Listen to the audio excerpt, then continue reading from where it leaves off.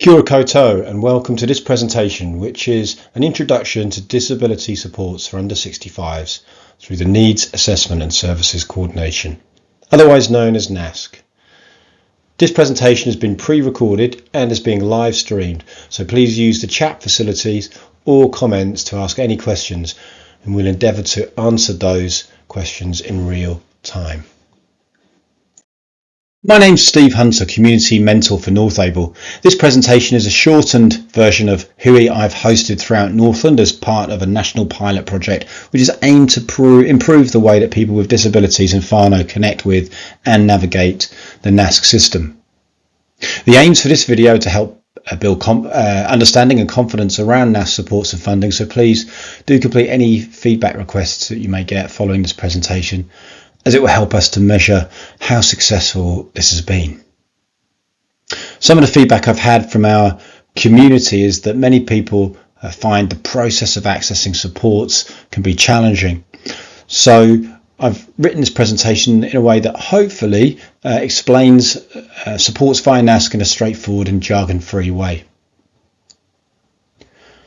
So a little bit about NorthAble. NorthAble has been providing services, equipment and information since 1990. It has a number of services, including equipment for sale and hire at its EQ Plus retail premises in Whangarei. There's a day participation scheme for people 16 years and over at its offices in Whangarei, and there's financial information and budgeting support or guidance is available through Whangarei Budgeting Services, which is also on site. There's a fantastic intern program called AHE, and it also has a disability information and advisory services, otherwise known as DIAS. There are more services, but our focus today is on the administering of NASC supports and funding. And throughout Aotearoa, New Zealand, there is one organisation in each region that holds the Whaikaha Ministry of Disabled People contract for administering NASC for under 65s, and in Northland that is NorthAble. So taking a quick look at the topics that we'll be covering today, there are quite a few slides here, some are for reference, and we'll circle through these fairly swiftly, so please don't be put off by the amount of content you see here. And we'll be looking at enabling good lives, the framework for disability services and supports throughout New Zealand, and how and why this is important. We'll then move on to the journey to receiving supports via NASC, which starts with a referral. We'll examine who's eligible for NASC supports, and then we'll have a quick look at the people and the roles behind the process at NorthAble. So in other words, we'll have a quick look at the people who you might typically deal with as part of this process. We'll explore a little bit about how that meeting might go, what it might look like, and what you would do if you're unhappy with your allocation of supports. In the second half of the presentation, we will look in a little bit more detail around funding and supports, such as what gets funded and what doesn't. Then moving on to the ways that you can have your support delivered, we'll look at service providers and their roles. Then it's on to individualised funding, which is a way to be flexible. You have a bit of flexibility or greater flexibility with your allocation of supports, and we'll then have a look at how you can manage that. And then finally, we'll have a look at the role of IF hosts, individualised funding hosts, and how these organisations can provide support for you to manage your individualised funding. Enabling Good Lives. Enabling Good Lives is a framework that was introduced in New Zealand in 2011. It applies to all organisations, companies and individuals providing services, goods, supports to people with disabilities. It's not just about funding. And the objective I've copied from the Enabling Good Lives website captures the essence of this framework really well. It states, enabling good lives is about making it easier for people with disabilities and their families to create good lives for themselves. And this framework is underpinned by 8 principles. We'll explore these briefly now. The first principle is about self-determination. And this says that the person with a disability is in control of their own life. The second principle, beginning early. Well, often parents will wait for a crisis to happen before reaching out for support. This principle aims to have investment and supports available for whānau early and before crises occur, so that children have the opportunity to gain independence, and parents have the aspirations as they should for their child in the same way that all parents should and do. Principle 3 is about being person-centred. And this talks about the importance of a disabled person having supports that are tailored to their needs and to the family needs and goals as well. Previously, they may have had to access supports and funding from a variety of different places, and they may still do, of course, but the goal here is to have a whole life approach rather than being split across different programs. Ordinary outcomes is principle 4, and this talks about people with disabilities having supports in order to enjoy the same opportunities in life as everybody else and at the same life stages. For example, this could be going to school or higher education at the same stage of life, having career choices, social participation opportunities at the same stages, or starting a family and having a home. Principle 5 is mainstream first. Disabled people would be supported to access mainstream services before specialist disability services, unless it's in their preference to do so. So, for example, this may be a person may have, rather than having to access a specialised gym, a person with a disability may want to be going to a local gym or a gym where their friends go. And this means that the fitness centre in question would be accessible. It would have adaptive equipment for use by all, and the fitness classes would be accessible. Manner enhancing is the 6th principle. The abilities and contribution of disabled people and their families are recognised and respected. So an example of this may be if a person wanted to have a familiar and trusted person to deliver their personal cares, then they should be able to do so. Easy to use is the 7th principle. The goals here are that the disabled person would have the supports that are simple to use and flexible. Now, people may have differing opinions on how well this is being achieved, but this principle must be acknowledged and followed when thinking of disability supports. And the 8th principle is relationship building. This talks about supports, building and strengthening relationships between people with disabilities, whānau and community. And just to recap, as I mentioned, enabling good lives principles applies to all organisations. It's not just about funding. And it's important to understand and to be able to refer to these principles, especially if you wanted to challenge a particular way of working, or indeed to acknowledge when you see these principles being applied really well. And your NorthAble service facilitator and support coordinators, they're the people that will work with you through your NASC process, will work with you according to these principles.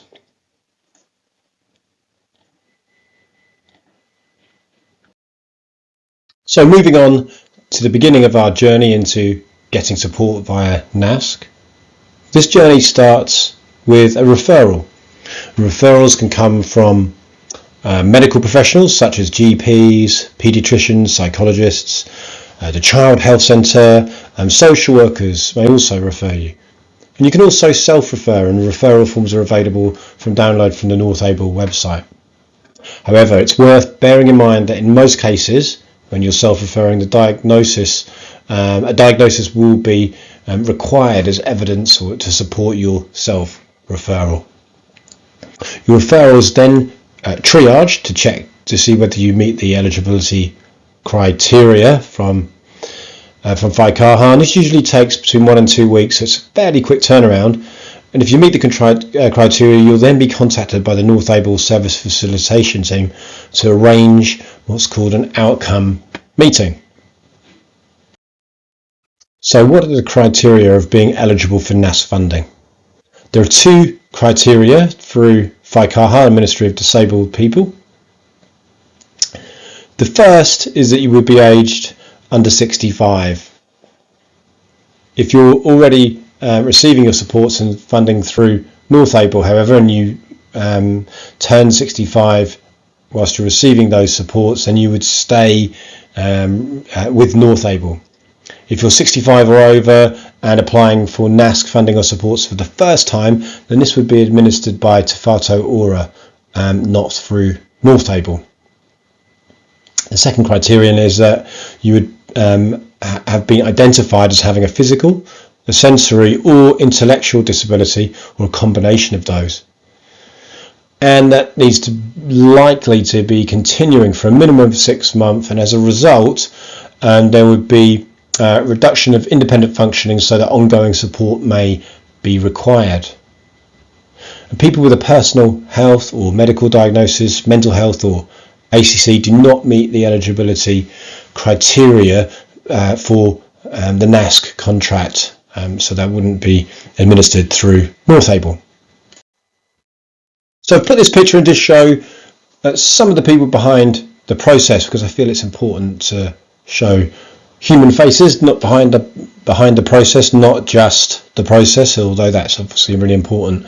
You'll connect with two roles when you work with NorthAble in this journey. The first will be your service facilitator, and this will be the person that you will meet for your outcome planning meeting, which I'll cover more in the next slide. And the other role will be somebody who has a job title of support coordinator, and they'll do lots of the background work for you, such as checking with the home support service providers in your area to find out what availability they have for supports at that particular time.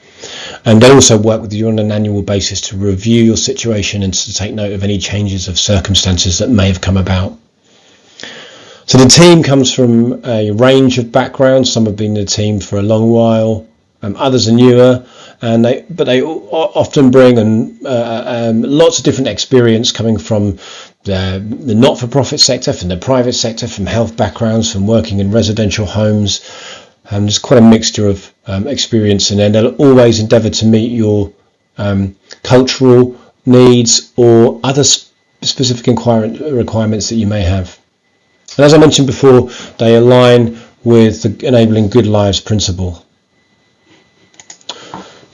So what does the service facilitator do? One of the team leaders from the NorthAble facilitation services team kindly offered me the following explanation. It says your service facilitator will help you identify your goals. Together we'll look at what the barriers and supports you might need to find a pathway to achieve your goals. Which leads us on nicely to learning more about what an outcome planning meeting is.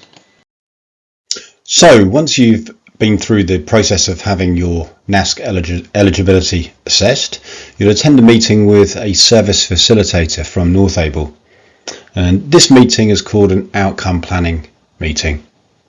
Previously, these meetings would have been in assessments, whereby a checklist type style conversation around capabilities would have taken place in order to determine what supports one would qualify for or be able to get. And today, since 2022, the new outcome planning meetings are better aligned with the Enabling Good Lives principles. The conversations will be around what your aspirations and goals are for the future, and very much thinking about what your best life might look like. The discussion then moves on to developing an understanding and acknowledging what your day-to-day life looks like and what supports you may need to achieve your best life.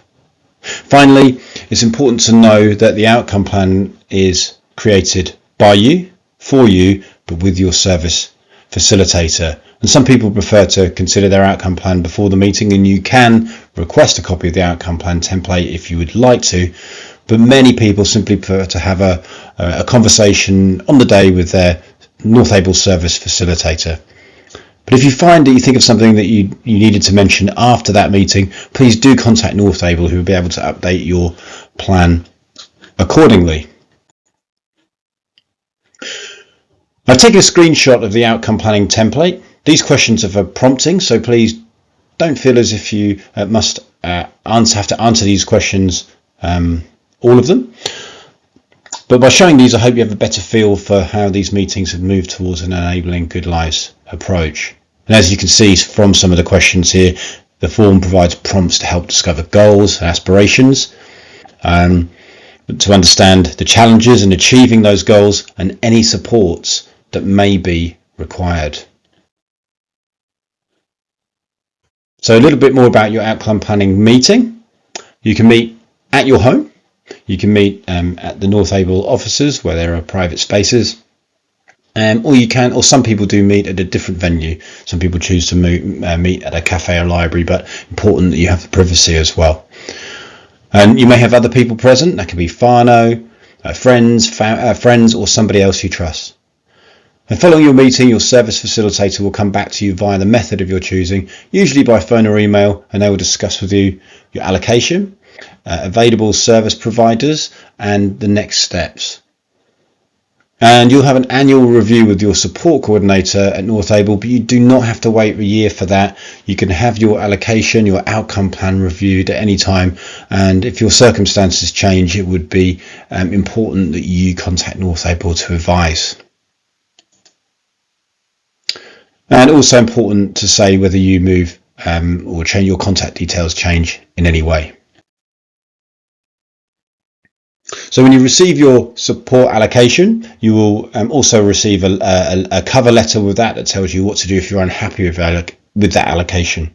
And there is a process in place. Firstly, you'll be given contact details. You can speak with the service facilitator, the person that you met with once again, or you can choose to speak to their line manager to request conversation and a review. Your outcome plan and your supports allocation will then be reviewed by another NorthAble service facilitator, and they'll assess whether the allocations were correct given the information at hand, whether they would have done the same.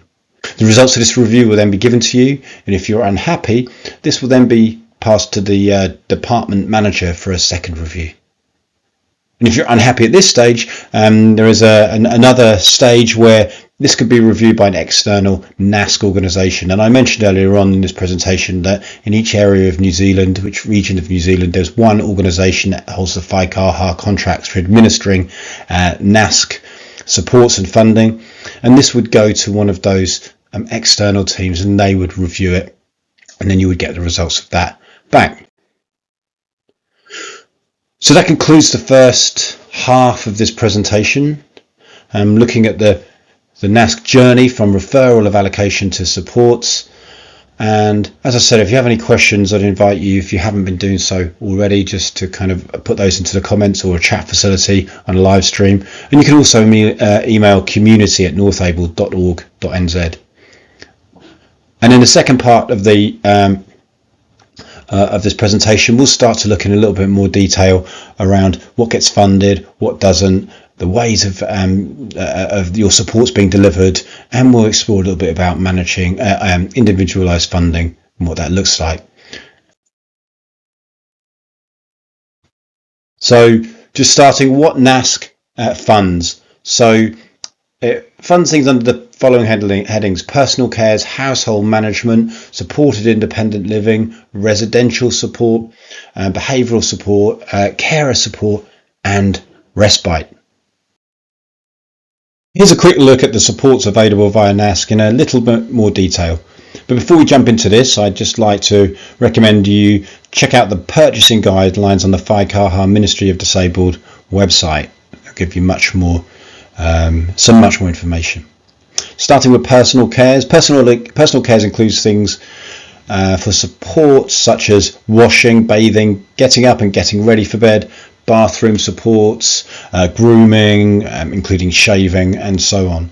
And for personal cares, there needs to be an understanding of what the additional care provision is for the disability. So, for example, if you're a parent of an autistic 4-year-old and you have challenges at meal times, at bath time, at bedtime, then it's understanding what a typical 4-year-old behaviour is driving that, and what is the disability that's driving that behaviour. So it's understanding what the additional care provision for the disability is. Household management.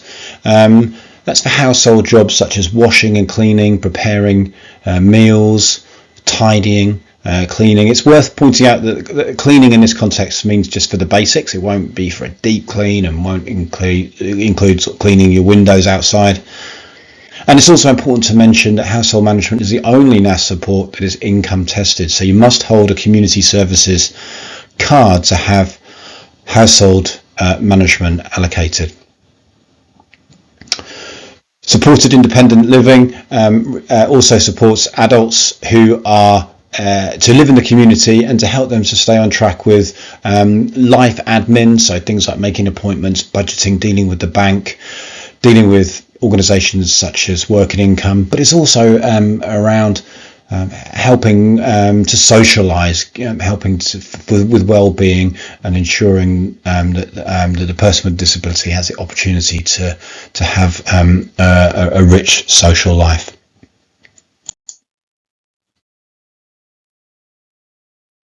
Residential support. NASC also funds residential support for full-time support in a residential setting, including residential services, rest homes, hospital level rest homes, and this also includes YPD contracts, and YPD stands for Young Person with a Disability. So behavioural support via the services of a behavioural specialist, which can be funded from NASC. Caregivers can be given advice and support plans to help them respond more effectively to challenging behaviour. And carer support is a contribution for full-time carers of people with disabilities, with the aim of giving the person a break from their carer role. And a full-time carer is considered as somebody who provides 4 or more hours per day of unpaid support. And carer support can be used as a contribution to support towards a support carer, so that the full-time carer can take a break. And this would be a trusted, reliable person, and often people use their allocation to pay a whānau member as their support carer. And the other way that carer support can be used is to purchase an item that can provide a break for the full-time carer. Examples here may include things such as a weighted blanket that can bring calm to a child, and as a result provide a break for the carer. Similarly, items such as swing sets, trampolines have been purchased so a child can be entertained while the parent or caregiver takes a breather. And with regards to budgets, allocations are given in days and can be used in half days or 4 days. And the current value for this as of December 23 is $80 per day. And carer supports are also flexible in when they can be used within that 1 year period. However, please note that if you do not use all of your allocation within 12 months, the unused days will not be rolled over into the following year. Also bear in mind that you must claim for any support or items within 90 days of making a purchase. And respite is perhaps a more formalised break from the caring role. It can involve a longer period of time away from the caring role and may include the use of a respite facility. But if you're using individualised funding, which we'll look at shortly, then you may use your own alternative to a stay at a facility. So taking a quick look at what's not funded by NASC, equipment isn't funded, and also support in schools is not funded here. NASC does not provide benefits. It also does not allocate funding for transport. And it can't be used for something that can be funded by another means, such as disability allowance, and cannot be used for illegal activities, gambling, alcohol, or things that generally are not disability supports. And as a reminder, I would suggest reading the purchasing guidelines on the Whaikaha Ministry of Disabled website for more information of what can and what cannot be purchased. So ways of delivering your support. There are 2 routes in which your support can be delivered, and in this instance I'm going to be looking at when you require home support to assist with personal cares and household management. And the first is you can do this through a service provider, and these are organisations that provide you with support workers as well as other services, and they will come in and provide those services. The second way is through something called individualised funding, and that gives you greater flexibility about how you get those supports. But this also comes with added responsibilities. And as well as personal cares and household management, you can also get respite through individualised funding as well. So as I mentioned previously, you can use a residential or day facility to give you that longer break from the caring role. But as with personal cares and household management, IF gives you an opportunity to create your own alternative. So, for example, rather than the person with a disability having to go to a facility, You can use your budget to do something completely different, i.e. stay stay away for the night with a support worker of your choice, or go with a family friend or other trusted person for a day trip somewhere. And often people use that for things that the person with disability has an interest in. For example, fishing trips or a trip to a visitor attraction. Continuing with the example of when personal cares and or household management supports are required, we will now look at the first option of using a service provider for these supports. Now, after your outcome planning meeting, your NorthAble support coordinator will research which service providers have capacity and availability in your area at that time, and they'll then liaise with your NorthAble service facilitator, the person you initially met at your outcome meeting, who will include this information as part of your follow-up conversation around allocation and next steps.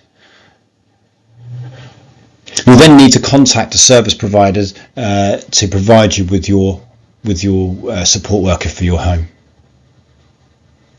However, please note that they may be provided according to the schedule and availability of that service provider. So you won't necessarily have a choice about who you have to provide your supports, and you won't be able to specify an exact time of when they can deliver that, or it's unlikely that you will. However, you won't have responsibility for managing the service. You'll simply receive your supports in line with your NASC allocation.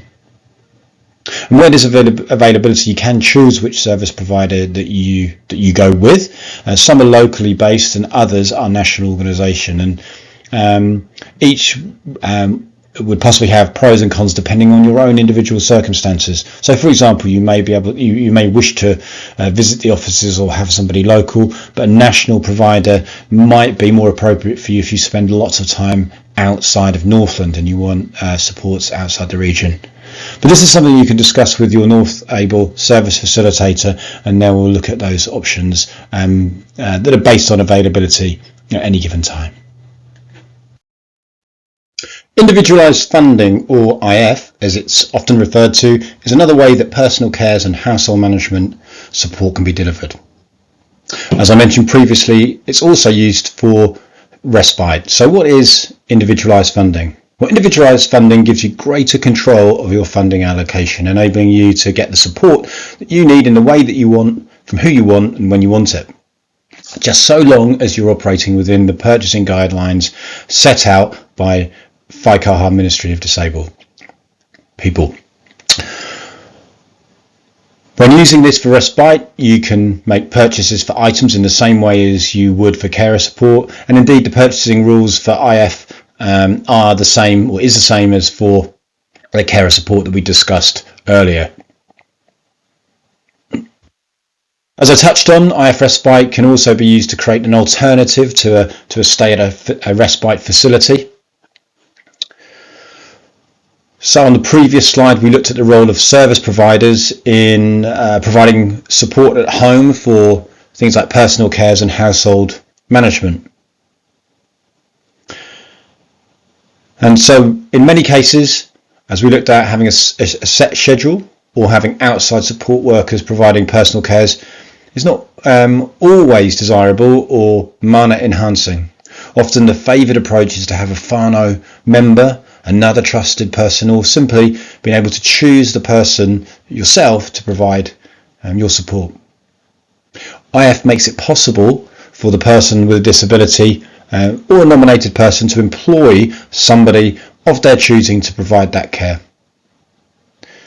But whether you're employing someone for support or using IF to purchase items and services for respite, or a combination of these, somebody will need to be responsible for this and for the administration and running of your individualised funding. And this person is then called the IF agent. As I said, it can be the disabled person, or another person can be nominated. But if the person with a disability is under 18, then this will typically be the parent or caregiver.